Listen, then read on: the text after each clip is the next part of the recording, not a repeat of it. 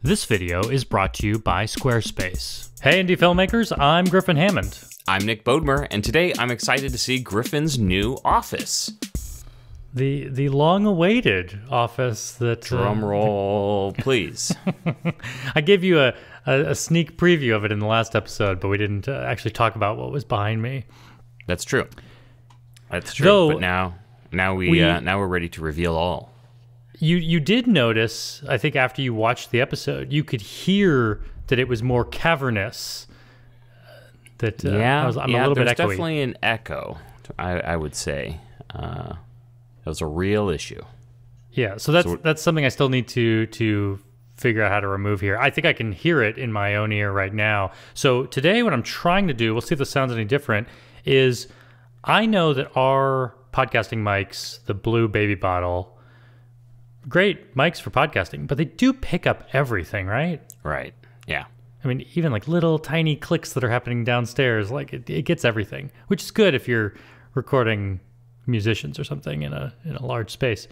But today I'm recording with my hopefully more directional dialogue microphone, my Audio-Technica AT, what is it, the 4053B?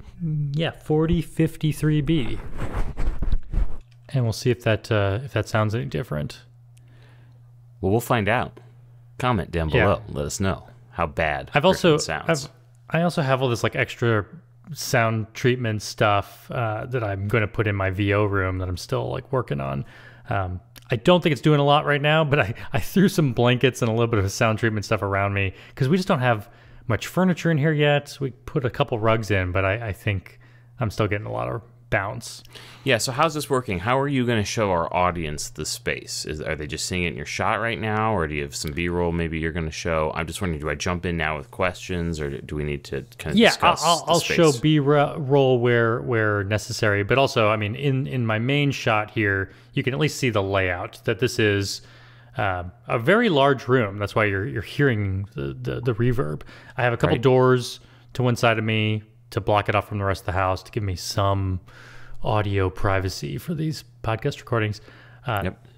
Big room behind me. I've kind of set up my... I'm going to pause you right there. Yeah. So did you get like fancier than normal doors that are thicker or something to kind of seal the audio, or no? No. In you fact, just put doors in.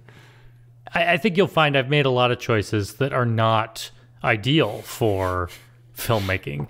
Because it's a mixed purpose room, right? So you kind of had to balance, your video production, your podcast production, and like your family. Right, exactly. I want this to be a nice space for my family, and so it's not going to be a perfect filmmaking room, but it the doors have glass on them, like I can hear what's on the other side of the door, but they're normal doors. Got it. Okay. But they're in a place where maybe you wouldn't even have doors if you weren't worried at all about that. We had part of this wall built to even have doors here. These weren't here originally. So we've made some changes. Yeah, that's good. I like that. And then I've kind of pushed my office. I used to be, if you remember, back in like November of last year, before I started tearing this room apart, I would do all my podcast recordings and all my videos, all the videos I was making. I was set up in this room behind me, this large room. And now I've kind of pushed my office to one side of this space so that I could take advantage of all this depth behind me, which may be what you're hearing in the reverb, but it's also just nice to have lots of depth in the shot. So I can throw it out of focus. Griffin, red alert. I realized I don't have my fancy background light on right now. So if you're okay with it, live on the air, I'm going to push my button and turn that on. That looks better. I apologize, everybody. I don't know why that was off. It should have been on. This is the one, like your hair light? No, this is the orange glow behind my bookcase. Yeah, the accent in your shelves. The accent colors. Like, man, I just looked up and I went, something doesn't look right. So I have a button on my Stream Deck to turn that on and off. And why it was off, I don't know. But sorry. Well, and I've been doing a slightly different shot for some of my other work recently in this room. I'm still kind of figuring out what shots can work best. But to accommodate you, last week I mentioned that I had to put you on the wrong side of the other side of the frame because I was facing this way. Yeah. Today I'm facing the correct direction. but it means I'm really only operating with a key light right now. I have kind of a backlight happening naturally through the window behind me, but I haven't done any other accents. So right now it's just a plain room. In fact, when we started shooting or started setting up this shot, there was a pretty good amount of sunlight coming in. I was like, oh, this room looks so yellow and bright right now. And then right as we started rolling, it got real dark outside, you know, clouds overhead. And so now it looks much more dramatic. My key light is just kind of lighting me up and nothing else. Very contrasty. So you're not going to. So I specifically didn't wear a logoed shirt, assuming you would need to flip me again. I was going to wear my Golden Knights shirt because on the day we're filming this, Game 5 in the series versus Montreal's tonight. But I said no. Griffin wants me to avoid the logos, so I didn't wear it. Hopefully they won this game. You guys in the future will know if you'll probably know if we've moved on to the Stanley Cup Finals or if we've been eliminated. But sitting here right now, I don't know. I'm nervous. Yeah, I'm excited. That's not what we're here to talk about. Tell me more about your office. Well, we talked a lot about in previous episodes about the lighting that I was going to install. I mean, right now I'm using just my aperture lighting to light me up, and that's what I'm primarily going to do. But I wanted a lot of control over the lighting, just the regular ceiling lighting in here. It's all off right now, but if I want to film, I want to have control over the color temperature, and even just for like working, I find I have a certain color that I like to work in, and it's not the color that my family wants to operate in. You know, well, and I'm just thinking, so you just said now you only have your key light set up, you don't really have any accents or anything. Couldn't you kind of accent that room behind you with your Philips Hue bulbs, or no? Yes, I could. Let's activate them right now. I didn't have them on. Did you plan that all along? Am I just catching up to what you were already planning on doing? No, I just it was pretty bright when I started. You know, when I was setting this up, I just didn't think they'd compete very well. But let's here.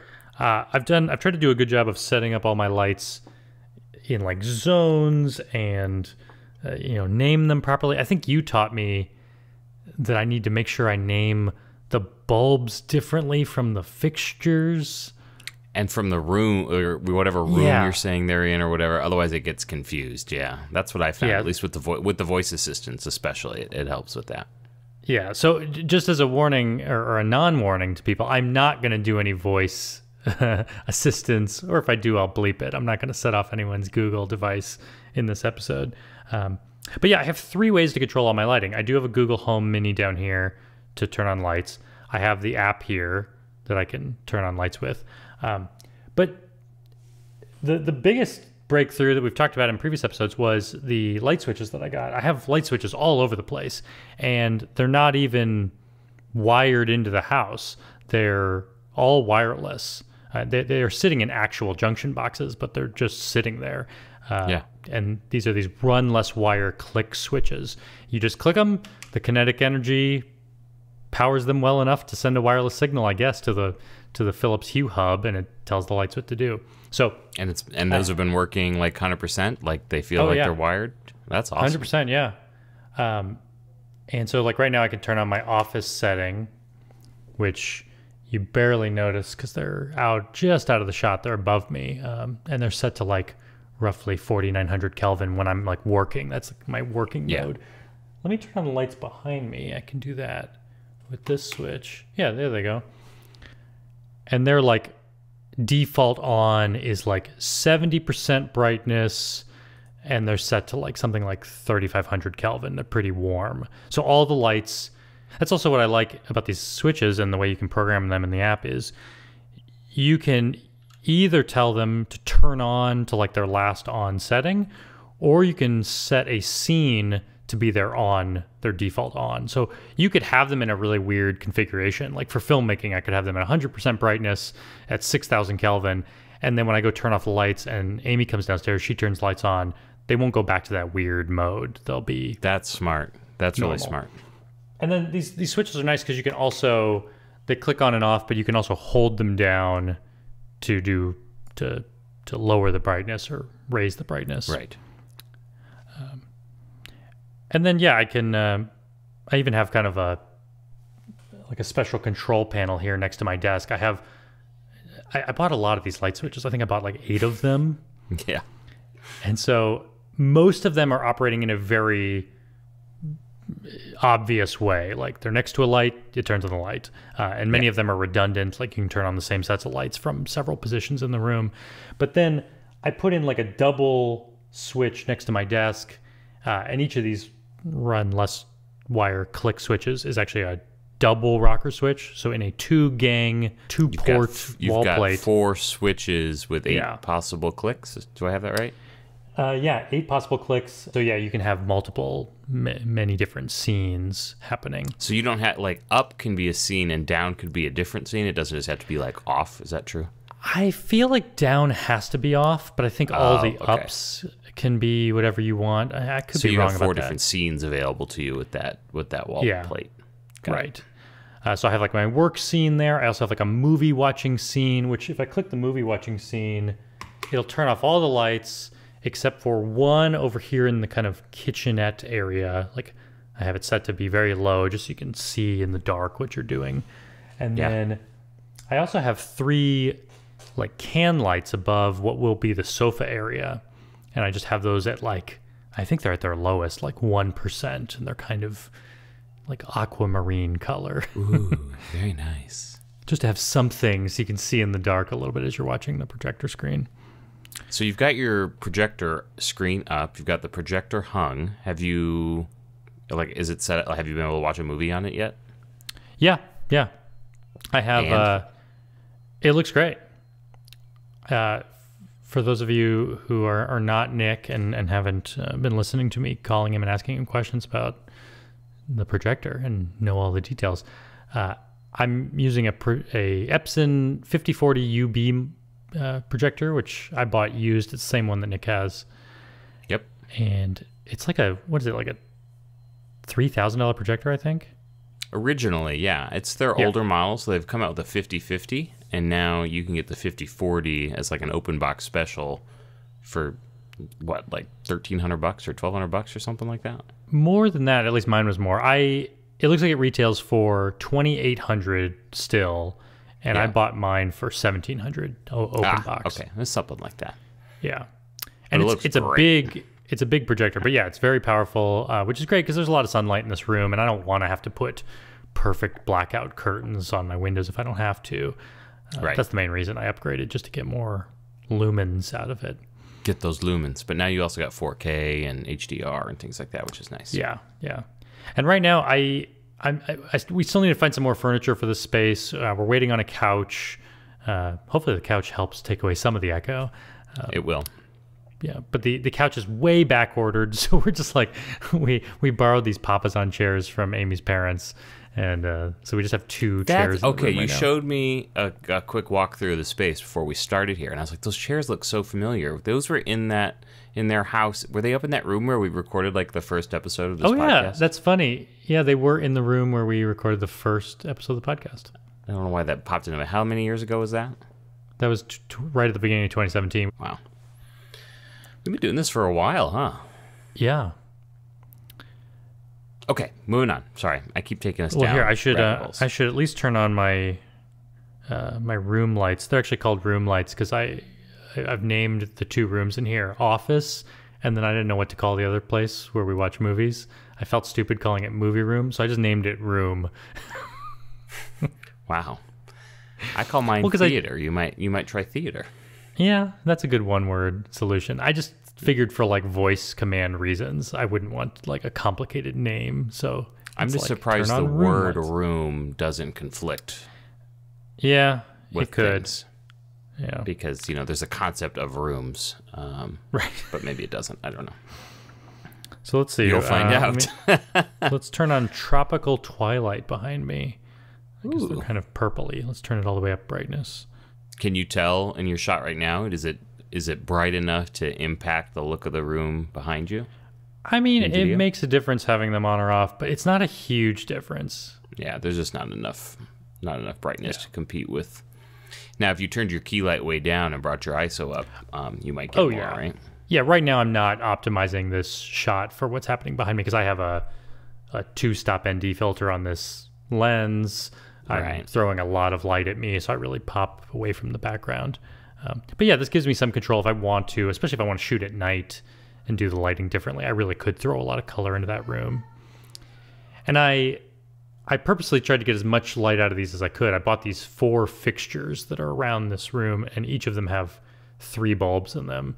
But even that is not all that powerful, because these are, I think Hue bulbs are only 800 lumens, which is not a lot. And for a the bulb. enclosure's frosted, isn't it?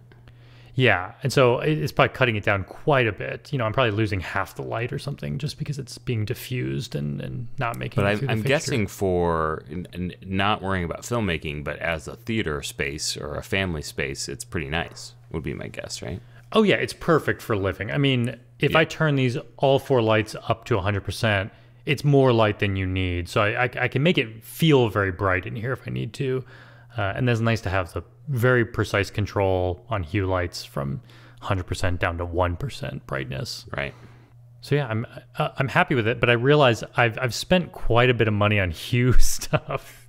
Yeah. I mean, they're not the cheapest bulbs. I feel like I'm getting addicted to Hue. Do you want to guess how much money I've spent on Hue stuff? Bulb times 3. Oh boy. I mean, I'm sure it's like $600-$700. Oh, more than that. I've spent $1,000 on Hue stuff. Oh, yeah, that's a lot. That's a lot. I But mean, hey, now which you is got not, all your switches, and and they'll last Yeah. for a long time. I think. I Right. don't think they go bad. So. and it's not crazy in the scheme of a large renovation. I mean, we had to spend a lot of money to do all these things. Put How in much did wood drywall floors cost? and- Yeah, I mean, it probably cost less than the drywall to do all the lighting, but it cost that much because, it's funny, if I ever ask Google to turn off all the lights downstairs, it will say turning off 15 lights because or no, maybe it's 16. I think it's 16 distinct bulbs because I have 3 bulbs in each of the 4 fixtures. Then I have 3 can lights. That brings us up to 15. And then I actually have a 16th light that's like a special lighting fixture over by a window. You're a fancy Philips Hue man. I love it. And so the bulbs run, I mean, they're all around $30 each. Right. And then The switches were expensive, right? the switches were very expensive, yeah, compared to other switches you can get. I think you can get switches that are like $20, but these were like $60 switches, and I got 8 of them. But I've just seen so many people talking about the switches they use, or worse, not using switches. So many people do installs of smart lighting, and then they just leave their My theater room is voice control only, which is not fun. And I just haven't found a good solution that doesn't cost a bunch of money yet, and I'm cheap, so. And we've talked about this. I think I'm like a reserved enough, introverted person enough that I feel really weird walking into a room, turning on lights, but with my voice. It's like I don't want to announce myself more than I have to. So Right. I prefer that I can do this with my phone. I can do this with the wall switches. It just works very flawlessly. Sounds like it's working pretty good. Yeah. I'm kind of jealous. And then it's a nice space.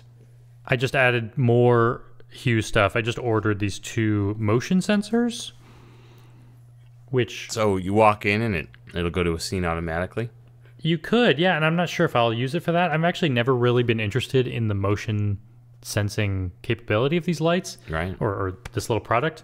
I only bought this because I just learned that this motion sensor also collects temperature data. And what are you going to do with that? Well, it's a $40 sensor. I started thinking about it because I put a bunch of electronic equipment inside a cabinet. And I just wanted to know, like, how's it doing temperature-wise in there? Yeah. But the more I thought about it, I just thought it would be nice in this house. We have a weird shaped house where some rooms get hotter than others. So I figured, well, this product, it already works with my Hue hub, and it can do some other things. It can do motion sensing too. So I picked up actually 2 of them. Yeah, I've got some remote temperature sensors, which are nice because, so in Vegas, it's ridiculously hot, especially like right now. And so like different rooms can be fairly different temperatures. So like where my downstairs thermostat is, it's like on the wall that touches the garage. So it's like, it's not a good representation of what the rest of the downstairs feels like. And I have the Nest smart thermostats, and they sell just like a little puck you can basically put anywhere, and you can switch that to be like where it's taking its temperature reading from. So I have one of those downstairs in the family room so that it's a better temperature read. And then since we've got the baby, we, sometimes the AC, one room might get way colder than others, and we don't want the baby to like freeze. So we take the temperature sensing for upstairs in the baby's room. So his room is always the appropriate temperature. Yeah, I can imagine throwing one of these in Peter's room just to make sure, because his room can also get kind of warm because it's upstairs. Do you have a smart thermostat? And is there any way to tie them together? I don't yet. I almost today we're recording this. It's the second day of like Prime Day deals on Amazon, and I almost convinced myself to buy the cheaper Google Nest thermostat only because it's on sale. The E? It's not even the E. They have Nest thermostat. They have Nest thermostat E, which apparently is only being sold by contractors now. They've like discontinued it, I think. Oh, okay. That's what I have. Is the E's. I have 2 E's. Yeah. And then they have the Learning one. Their $200 model. But the main reason I'm curious about getting a couple, I would actually need 2 thermostats, is right now I don't have smart thermostats. I have 2 different heating and cooling systems in this house. It's just a weird house. So it has one that cools most of the house, and then it has one just dedicated to the bedroom upstairs. And I didn't really think about it when we were setting up this office that I have placed myself perfectly in between the 2 compressor units. Like outside the window next to me is our main compressor for our AC system, and then outside the other window is the other compressor for the other part of the house. And so, meaning if either are running, you're hearing it. Yeah, which is not a problem for my work. I mean, for my, for my attention span or anything. It doesn't bother me. Right. But for podcast recording or anything like this, I find myself running up to the thermostat to go turn it off. And so I figure it'd be nice with one click of my phone to be able to shut those off to record. I will tell you, I found that the automatic learning capabilities just made us crazy, and we turned it off. I know. That's what I kind of want the more expensive one because it has the tactile turning. You can turn the dial, right? Yeah. Yeah. I don't know. What does yours do? Does it actually turn? Yeah, it turns. Yeah. Yep. The cheaper one, you have to run your finger along it, kind of like the way you tap on a Google Home Mini. It just that doesn't appeal to me at all.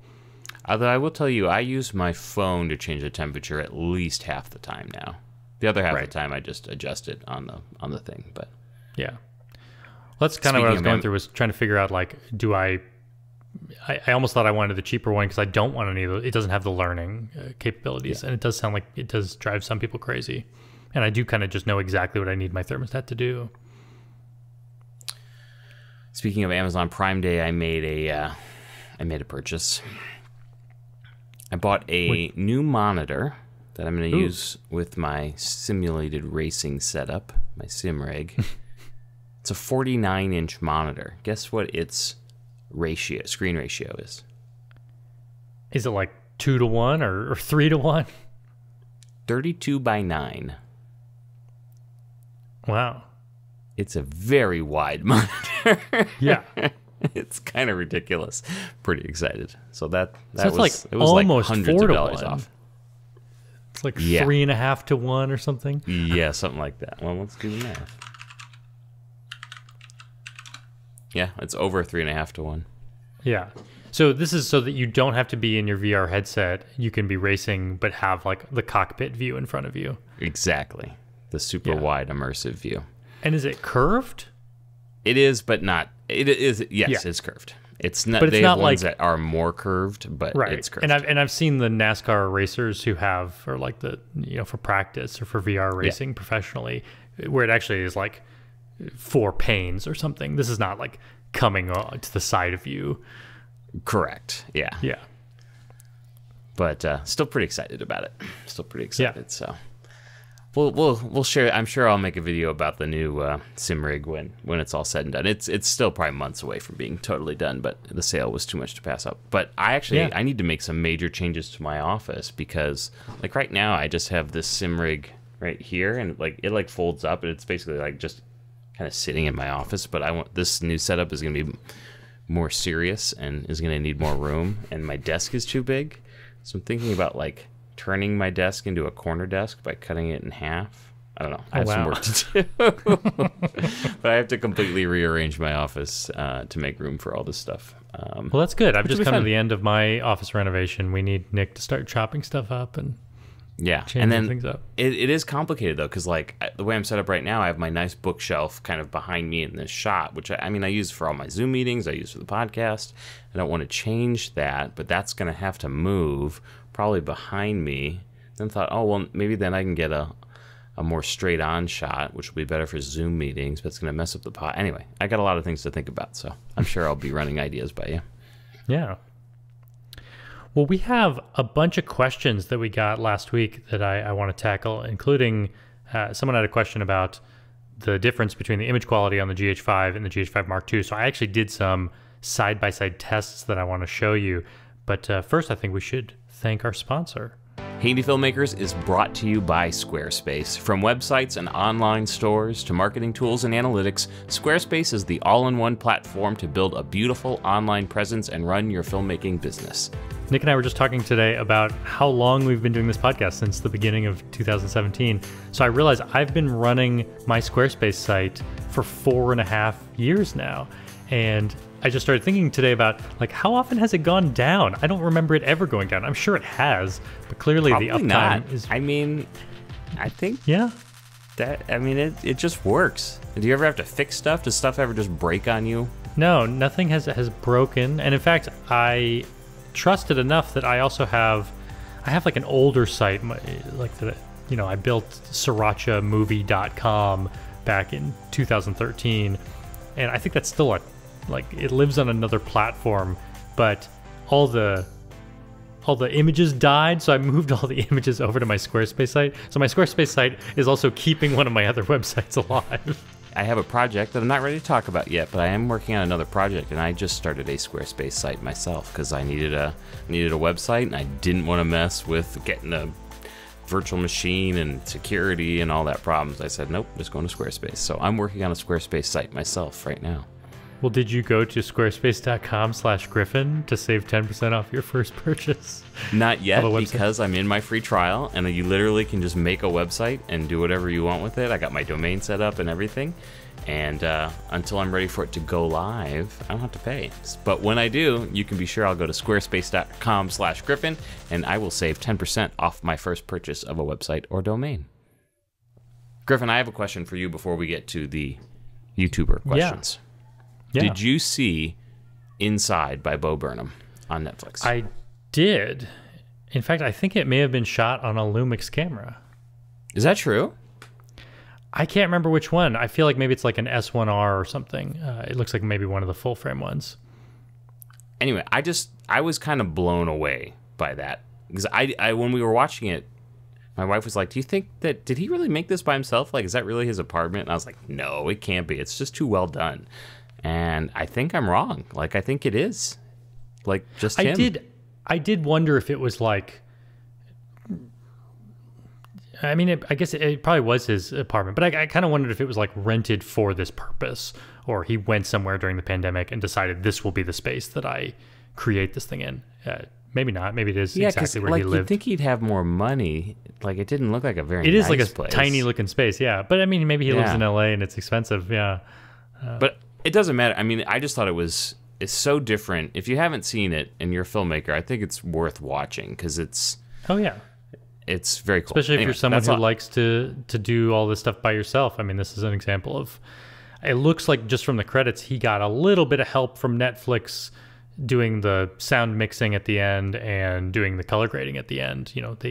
I'm sure they did some quality control on his final product, but it looks like he shot it. He really shot and edited it all himself. Yeah. Some of the lighting stuff is just crazy, and all he's doing is he's got one light in the frame, and he like kind of covers it up with his hand and moves it around, and it just gives some really cool effects. I really enjoyed it. So check it out. He has some fun toys that he's playing with right in front of you. Yeah. All right, we ready for some questions from YouTube? Yeah, most of these are about the new GH5 Mark II. We talked about it last episode, and people had some follow-up questions. Okay. So we got a YouTube comment from RW who we answered his question last time, but he's clarifying he wasn't talking about frame rates in terms of the image looking more or less cinematic. He says, the AR coding seems to take away the more filmic look, dare I say, whereas now it looks plain, digital, clean, and boring perhaps. Would love to see some do a side-by-side or look into this. Maybe you don't see it, or perhaps it's a subjective thing. Yeah, I don't have any idea what he's talking about, but you've got more hands-on with the camera than I do, so what do you think? Yeah, there? well, and he's talking about the anti-reflective coating that they put on this sensor. So my understanding is that these sensors are practically the same between these cameras. I mean, they look about the same size and everything. It's not like the GH5S, which has like a slightly larger sensor. I think they put pretty much the same sensor in the GH5 Mark II, but they did say they added an anti-reflective coating, and he wonders if that's why it looks different. And I did do a side-by-side test today. I was inspired by his comment. And so I shot exactly the same things and exactly the same the shutter speed and aperture. Settings, yeah. And yeah, they're both in natural color profile. And I brought them into Final Cut, and I did see a noticeable difference between the two cameras. The caveat being, I don't think I would notice from project to project, but only because I did a side-by-side perfect. Well, what looked different? I mean, would you agree with this? It wasn't as filmic, or like, what does that mean? Dynamic range, contrast, colors? Like, I mean, what was different? It depends on what you think filmic looks like. I could see that the GH5 did look a little bit flatter in terms of contrast and color. And when I say that, I mean that like a very small amount, not like the difference between Vlog and a normal color profile. It was a very minute difference. I'm showing these to you now. But it did seem like I was getting a little bit more color out of the GH5 Mark II. And if anything, it was more like yellow-green tones. I was seeing more of that, a tiny shift in that direction in color. And also a little tiny bit brighter on the GH5 Mark II. Maybe it actually performs better, and maybe the light performance is better. I don't know. But again, these were pretty minute differences. I'm not sure it would lead me to think one looks filmic and one doesn't. But yeah, like RW said, it's a subjective thing. Maybe it does set off something for you. But the one big thing I did notice is, of course, you would expect this because this is the point of the coding. When I pointed my cameras at a light, I'm getting big lens flares on the GH5 and same lens flares on the GH5 Mark II, but just like you've turned down the opacity to like 30% or something. Like it's just okay. So it's doing its job, the anti-reflective coating. Yeah. Now, maybe you don't want that. Maybe you love lens flares. I kind of like lens flares. I don't think I don't think that there's ever been a time when I've been shooting where I go, oh man, I can't believe that lens flare got in the shot. Like it doesn't bother me. So I'm fine with GH5. You and what's his name who made the Star Trek movie? Yeah, what is his name? Why do I not remember? I can't believe I can't remember either. I was just hoping you were going to save me, so that's why I didn't. I should have just left this one. Let it lie. I know that he created the show Alias, and even the music for the show Alias, but I can't remember his name. I'm just going to edit J.J. Abrams. J.J. Abrams. Jeez. Well, that was funny. Okay, let's move on, shall we? Andreas wants to know, do you know if the GH5 Mark II can do punch-in focus magnification while recording?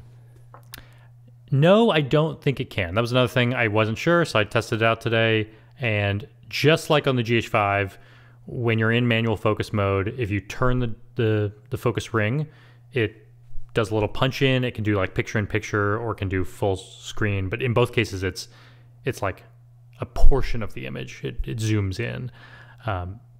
And it only does that when you're not recording. As soon as you hit record, you turn the focus ring and it doesn't show.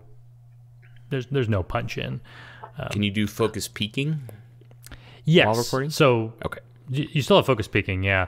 I think some people have wanted this feature because it's nice to be able to do it before you're recording. I'm guessing it's a processor limitation that you can't do it during recording. And I'm guessing Andreas asked that question because he's probably thinking, well, with the new camera, it's a little bit more powerful. Maybe it can do that thing, but it doesn't look like it can. Or at least it's not a feature that's on the camera yet. Marcus wants to know, does the camera on USB finally get recognized as a camera device for video conferencing software? OBS doing screen capture to pry the image out of Lumix Tether is not the be-all, end-all. Yeah. Another thing I tested today, no, it does not look like the camera. You can't just plug it in via USB. There's a lot of things you can do through USB. You can open it up in Lumix Tether and operate the camera from your computer, but it doesn't make it a webcam. Got it. Now I forget, does your Sony become a webcam when it's plugged in? I think it's got that now. I think they released that finally. It definitely does on Windows. On Mac, because I got a Camlink 4K, I haven't even messed with it. But I think no reason to the if you have yes. an HDMI device. And that's, I do too. So I haven't needed, I don't need it to be a webcam straight out of USB. And Marcus is referring to, there is a way to do it, like an official way through Lumix. Lumix Tether software can be combined with OBS software, which is like a very powerfung open streaming broadcast platform. software, I think is what it stands for, for live streaming and actually, and the like. Setting it up to do being a virtual camera through OBS is not hard. Essentially, you are doing a live screen view through Lumix Tether, and then you just ask OBS to take that window, and it can do that even if that window's not on top of, even if it's like behind other windows. OBS can just drill onto that application. And it seems to be high enough quality. It's getting every frame and all that jazz. Yeah, it seems to work pretty well. But I wouldn't trust it as much as an HDMI capture card, to capture every frame. I'm not sure if it is. But it looks pretty good. And then OBS can be a virtual camera. You can click Start Virtual Camera, and then when you open up Google Meet, for example, it just shows up as one of your camera options. I've actually had to do this because for some reason, my capture device, this actually gets to the next question. My capture device it only works in Zoom for some reason. My camera shows up perfectly as a webcam in Zoom, and then when I go to do a Google Meet meeting, it just doesn't see my Blackmagic. You're talking about on your Mac? Have you turned on all the privacy things that need to be on for the app to see your cameras? Yeah, I mean it sees other cameras. It sees the built-in camera. It could see anything else. It's just not seeing the Blackmagic device for some reason. So I assume it's some compatibility issue. It's an old device, so it may be that if I bought a brand new Elgato Camlink 4K, which is one that I often recommend because it's priced That's decently. what I use. And I did have an old one that didn't show up as a webcam at all. So it didn't really work with anything. And that's why yours 4K. works across multiple platforms? I've used it. I've never tried Google Meet. I just don't know anybody that uses that, but I've used WebEx, Zoom, and Teams, and it works fine with all of those. Yeah, that's good to know, yeah. I think one thing that might be the issue with my Blackmagic device, so I have this old device called the Intensity Extreme, and it's discontinued now. It works, but one of the things it does, and I don't know if modern devices do this, you'll have to tell me if your Elgato does this. When I go into Zoom to choose my webcam, it shows 25 different webcams, all from the Intensity Extreme, and they're all different frame rates and resolutions. No, I don't have that. And so I have to be smart enough to know my camera is outputting 1080 2997, and I need to choose the 1080 2997p, not I mode. And if I choose it, 7 times out of 10 it works. Sometimes I have to take out the HDMI cable, plug it back in to make it work. But I wonder if that's why it's not working with Google Meet. It may just not understand what's going on with wires. You hear that, Elgato? Send us some gear. We'll test it out and we'll talk about it. Yeah. Don't just send it to Griffin, even though he's the famous one. This is pretty much the next question we have from Bruce Watkins. He wanted to know, what is the gear and software that I use to do live streaming, webcamming kind of stuff with the GH5. And yeah, so I have this Intensity Extreme. It's a Blackmagic device. You can buy another, I'm sure they have modern Blackmagic HDMI capture cards, or you can get the Elgato, and those are its problems that it has. But otherwise, it does work with most live streaming software. And I've found, like I said, I have to open up OBS if I'm going to use Google Meet, because OBS is smart enough to see my Blackmagic device. Google Meet is not, but as soon as I bring it into OBS, click start virtual camera, then it shows up in other places. Beautiful. So one thing to try, if you have like a weird old, capture card, maybe try OBS and see if that can solve your problem. I did that for a while and I found it frustrating. So, well, yeah, it's annoying to have to open up more software, and it runs hot. Like, I could tell the computer's working pretty hard to both bring in the signal through my capture card and then also create this virtual camera. Yeah. It's just more work for the computer. So my setup, just since he's asking for exactly, I've got my Sony, which has a mini or micro HDMI out. I forget which, but it's an HDMI out that goes to a full-size HDMI in on the Elgato Camlink 4K, which connects over USB-C to my Mac. And it just shows up like a webcam everywhere, so it's great. Yeah. Now, I don't like for the podcast, I don't use that, right? I'm just recording to an SD card. I think you do the same thing, right? Yeah. Yeah, that's what I'm assuming. I'm assuming Bruce's question is about live streaming and webcamming, because if we're recording anything to be edited, yeah, I'm just going straight to the SD card. I'm not using any capture cards.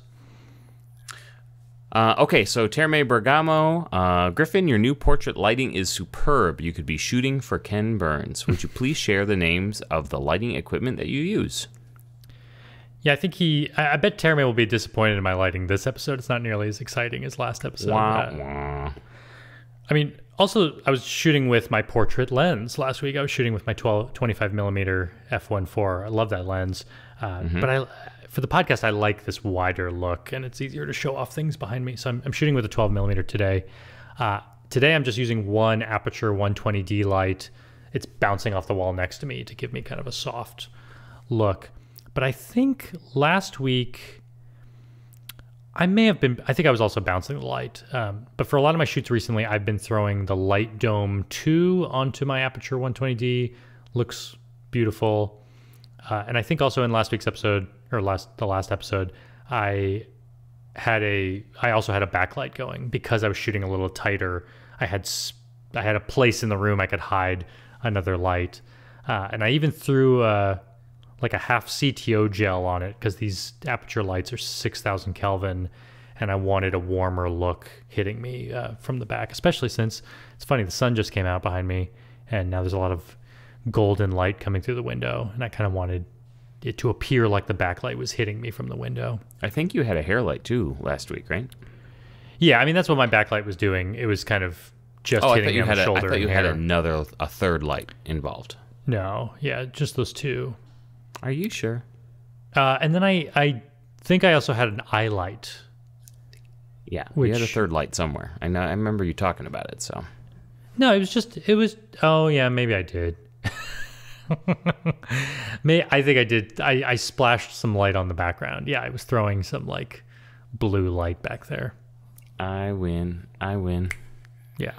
So I could do more of that for the podcast. Although, like I just said, I like shooting this wide angle, and now when I'm shooting with 12mm, I could see almost everything. I guess I could hide a light behind this wall to like splash on the background. I could definitely do that and hide the light. It's almost impossible though for me to set up a backlight on me and have it out of frame. Gotta make those filters. You do the work somehow. Maybe pull that ND filter off.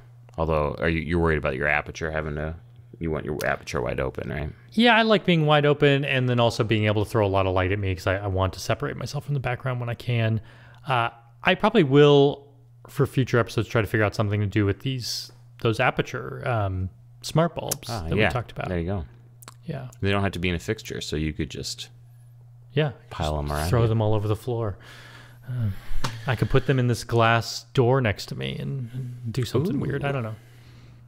But what about glare? Do you have a camera with an anti-glare coating? It doesn't even make sense, but I actually kind of love. I've been trying to frame shots where I kind of love that there's a window next to me, and it reflects off this glass door. And I've actually been framing shots recently where you see the reflection of that window in the door, because it's like slightly more interesting. There you go. All right, my friend. That's good. I'm glad you're in your new office. It seems like a pretty nice setup. My office is going to have to get destroyed and rebuilt. Better, faster, stronger.